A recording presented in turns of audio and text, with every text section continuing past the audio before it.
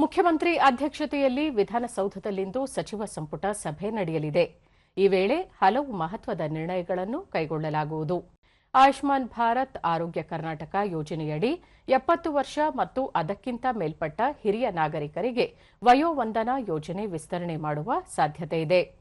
ಗಂಗಾ ಕಲ್ಯಾಣ ಯೋಜನೆಯಡಿಯಲ್ಲಿ ಆಯ್ಕೆಯಾದ ಪರಿಶಿಷ್ಟ ಜಾತಿ ಮತ್ತು ಪರಿಶಿಷ್ಟ ಪಂಗಡ ಫಲಾನುಭವಿಗಳಿಗೆ ಕೊಳವೆ ಬಾವಿ ಕೊರೆಯಲು ಮತ್ತು ಪಂಪ್ಸೆಟ್ಗಳ ಸರಬರಾಜು ಮಾಡಲು ಗುತ್ತಿಗೆದಾರರ ಒಪ್ಪಂದವನ್ನು ವಿಸ್ತರಣೆಗೆ ನಿರ್ಣಯ ಕೈಗೊಳ್ಳುವ ನಿರೀಕ್ಷೆಯಿದೆ.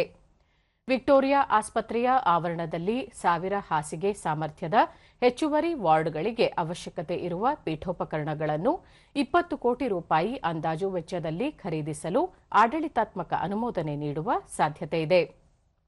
ಕೃಷ್ಣಾ ಮೇಲ್ದಂಡೆ ಯೋಜನೆ ಹಂತ 3ರ ಅಡಿ ಸ್ವಾಧೀನಕ್ಕೆ ಒಳಪಡುವ ಭೂಮಿಗಳಿಗೆ ದರ ನಿಗದಿ ಮಾಡುವ ಸಾಧ್ಯತೆಯಿದೆ.